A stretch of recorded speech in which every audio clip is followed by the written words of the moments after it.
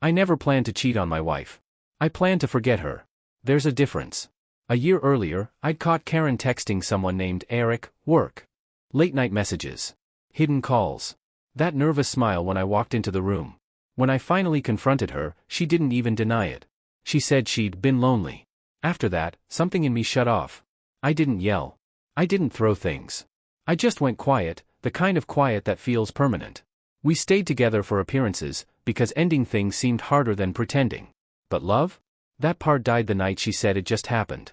So when I met Melissa months later at a corporate seminar, I didn't feel guilty. She wasn't a replacement for my wife. She was a reminder that I was still seen. Still wanted. And that's how I ended up here, another city, another hotel, another life I didn't quite believe in. It was Saturday morning. Melissa was sitting on the balcony railing, hair tangled from the wind, drinking coffee from a paper cup. I was reading the financial section, pretending to care. For a moment, I felt calm, detached from everything that had poisoned my home life. Then, by accident or fate, I looked down. Across the street, two people stepped out of a cafe. My coffee froze halfway to my lips. It was Karen. My wife. And she wasn't alone. She was with him. The same man from those old text messages, Eric, the one she said was just a friend. They were laughing, hands brushing in that too familiar way people do when they're in the honeymoon phase of something forbidden. I leaned forward, heart hammering, watching them cross the street like a scene I wasn't meant to witness. Melissa noticed the change in me. "What's wrong?" she asked. "Nothing," I said. "Just thought I saw someone I know." I didn't blink as Karen stopped right below our balcony. Eric tucked a strand of her hair behind her ear. She smiled, that smile I hadn't seen in years. The irony was almost poetic. I'd come to this city to forget the pain she caused. And she'd come here, apparently, to relive it with someone else. For a split second, I almost laughed. Two cheaters, escaping the same marriage, ending up in the same place, on the same morning. Melissa reached for my hand, sensing the tension. "You look pale," she said softly. "I'm fine," I lied. But inside, the anger was spreading, slow, cold, deliberate. The kind that doesn't shout, it calculates. I watched as Karen and Eric disappeared into the hotel across the street, our hotel's mirror image. Fitting. Two towers facing each other, just like us, pretending to belong somewhere else. I set the newspaper aside, finished my coffee, and went back inside. Melissa followed quietly, unaware of the storm building behind my calm expression. For the rest of the morning, I couldn't shake the image of Karen laughing. She looked younger. Lighter. As if my absence had made her come alive again. I'd wanted to move on quietly, to rebuild without revenge. But seeing her like that, careless, free, happy with the man who wrecked our home, something in me hardened. It wasn't about jealousy anymore. It was about balance. By noon, I'd made up my mind. I called the front desk, extended my stay by one more night, and asked for a room with a direct view of the street. If fate wanted to play games, I could play too. That afternoon I left the balcony, pretending the scene below hadn't shaken me. Melissa thought I was distant because of work, and I didn't correct her. The truth was, my thoughts were burning holes in every calm moment that followed. Karen. With him. In the same city, the same weekend. There was no way it was planned, at least not by me. But the coincidence was too perfect to ignore. I'd spent a year pretending not to care, but seeing her with that man lit something raw inside me that no amount of self-control could smother. I wanted her to see me. I wanted her to know that I'd moved on too, if not with my heart, then at least with my pride. That evening, Melissa suggested dinner. I agreed, choosing a place across from the hotel where I'd seen Karen enter. Coincidence or not, I was going to make fate watch us both. We arrived early. I asked for a table on the terrace, ordered wine, and made sure my chair faced the entrance across the street. I told myself it was curiosity, not obsession. But my pulse said otherwise. Halfway through the meal, they appeared. Karen and Eric walked out of the lobby hand in hand. He looked like a man who believed in poetry and promises, she looked like a woman reborn. I'd seen that glow before, the kind that comes from being wanted, from feeling chosen. I remembered when I used to be the one who made her light up like that. Melissa noticed me watching them. "Old friends?" she asked. I smiled thinly. "Something like that." She didn't press. She was smart enough to sense the story but kind enough not to ask. I admired that about her, she knew when to stay silent. Karen and Eric walked right past the restaurant. For a moment, her eyes flicked toward us. She froze. It was quick, almost imperceptible, but I saw it, the recognition, the shock. The brief falter in her perfect little smile. Eric said something. She nodded too fast and pulled him along. But not before glancing back one last time. Good. Let her see me, I thought. Let her know I didn't crumble. Melissa poured me more wine. You look like someone who just won a quiet argument. I almost laughed. Something like that, I said again.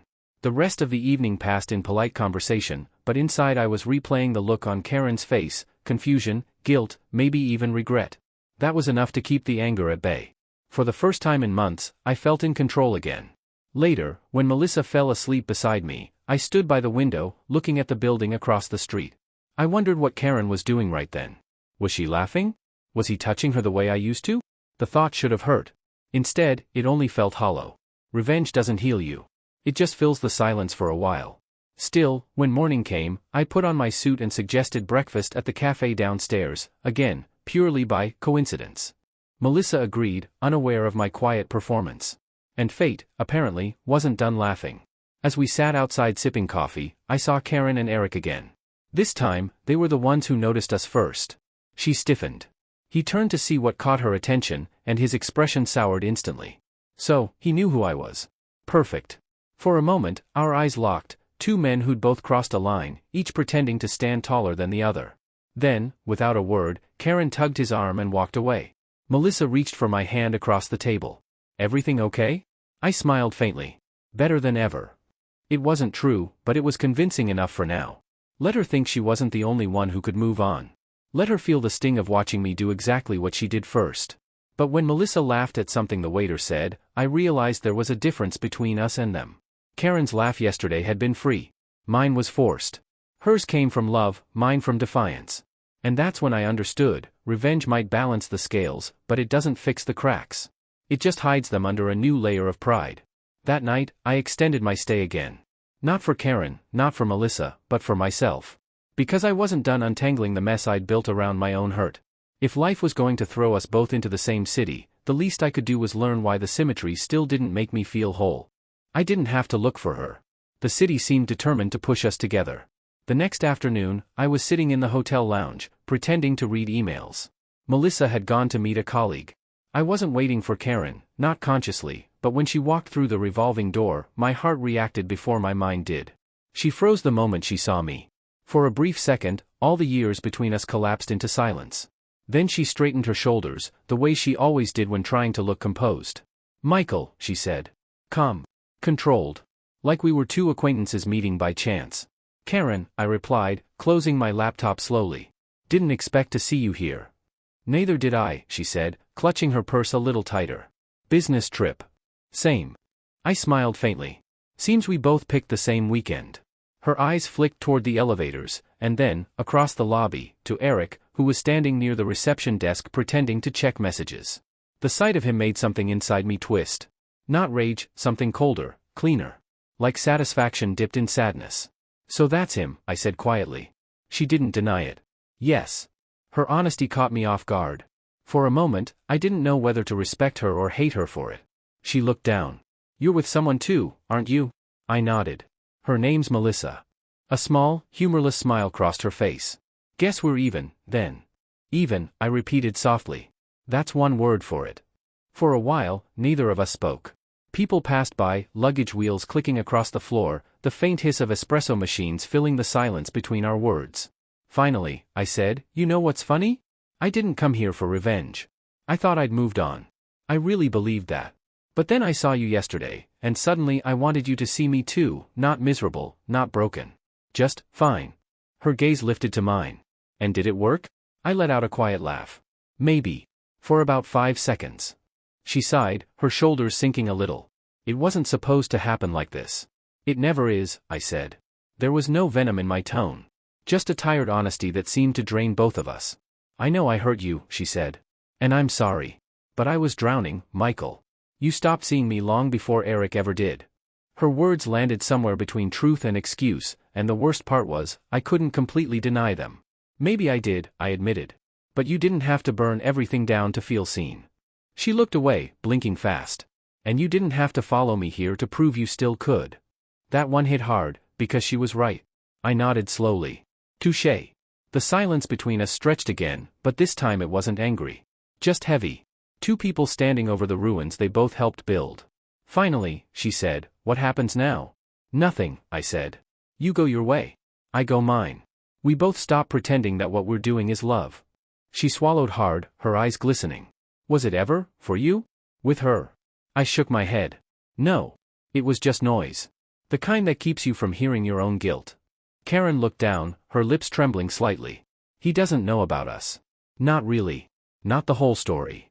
I smirked faintly. Neither does Melissa. When I said it, we both realized the irony.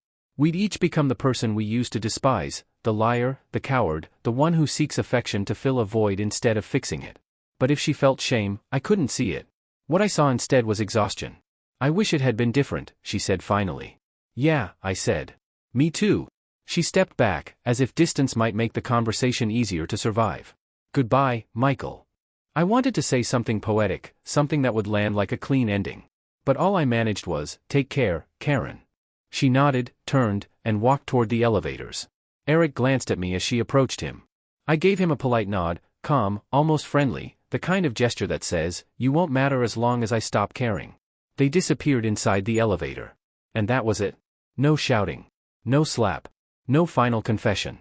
Just two people who had already destroyed each other long before that lobby conversation ever happened.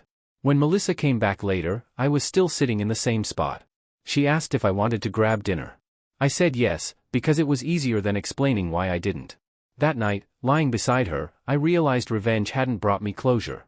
It just mirrored her mistake, and turned me into the reflection I used to pity. For the first time, I didn't hate Karen. I didn't even hate myself. I just saw two tired people who stopped fighting for each other and started competing instead. And nobody ever wins that kind of war. The drive home was quiet. No music, no calls, no thoughts I wanted to keep. Just miles of road and the low hum of tires against asphalt. Melissa slept in the passenger seat, her head leaning against the window, sunlight flickering across her face. She looked peaceful, detached from everything that had just unfolded. Maybe that's why I chose her. Because she never asked questions I didn't want to answer. By the time I reached the city limits, I'd already decided I wouldn't see her again. Not out of guilt, but because what I'd done had served its purpose. I'd proven to myself, and to Karen, that I could play the same game. And I hated that it didn't make me feel better. When I dropped Melissa off at her apartment, she smiled, kissed my cheek, and said, "See you soon." "Sure," I said. But we both knew I wouldn't. By the time I got home, the evening light had turned gold. I parked, sat in the car for a while, and watched the shadows move across the front door. It looked the same as always, yet somehow, everything beyond it felt permanently changed. Inside, the air was still. The faint scent of Karen's perfume lingered in the hall, that floral sweetness that once reminded me of spring, now just a memory that refused to fade. I walked through each room like a stranger visiting his own life. The couch, the bookshelf, the picture of us at the lake. I stopped in front of that one for a while. She was laughing in the photo, her arms around my neck. I remembered the day clearly. We'd argued all morning about something stupid, then spent the afternoon pretending it didn't matter. Back then, love meant forgiving easily. Now it just meant not caring enough to fight. I didn't take the picture down. I didn't break it either. I just turned it face down. For the next hour, I packed some of my things, a few shirts, my laptop, some files. I didn't know where I'd go yet, only that I couldn't stay here. This house had too much silence, and I'd contributed to most of it. When the sun dipped low, I sat on the edge of the bed, our bed, and looked around the half-empty room. Her side of the closet was still full. The irony wasn't lost on me. We'd both moved on emotionally, but neither of us had physically left the space we'd destroyed. My phone buzzed once, a message from an unknown number. "I saw you today. I'm sorry." No name, but I didn't need one. I read it twice, then turned the phone face down and left it there. Some apologies don't need replies. That night, I couldn't sleep. I went out to the porch with a drink and watched the streetlights flicker on one by one. The neighborhood was quiet, just the occasional bark of a dog or hum of a passing car. For the first time in months, I didn't feel angry. Just empty. That's the thing about revenge, it gives you the illusion of justice, but never peace. You get your turn, but the game doesn't end. It just resets with more casualties. Karen had cheated out of loneliness. I had cheated out of pride. Different reasons, same outcome, two people chasing meaning in other arms because they'd lost it in each other's. I thought of the look in her eyes when we spoke in the lobby, not guilt, not defiance. Just recognition. She knew we were both standing in the same wreckage. I stayed outside until the sky began to lighten.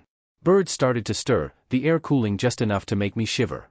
For the first time in years, I realized I didn't want to win anymore. I just wanted to stop fighting. When dawn finally broke, I went back inside, took a deep breath, and started writing a note. Not for her, for me. A reminder of what this war had taught me. Revenge isn't closure. It's just another wound wearing different clothes. If love dies, let it die quietly. Don't dig it up to prove you survived. I folded the note, left it on the kitchen counter, and grabbed my bag. As I locked the door behind me, I didn't look back. There was nothing left worth seeing. Driving out of the neighborhood, the morning light hit my windshield, blinding for a second. I smiled faintly at the irony. After all the darkness, it figured that the ending would come with sunlight. Somewhere behind me, Karen was probably waking up, maybe reaching for her phone, maybe wondering if I'd replied. I wouldn't. We'd both gotten what we wanted, to hurt each other enough to feel something again. And we did.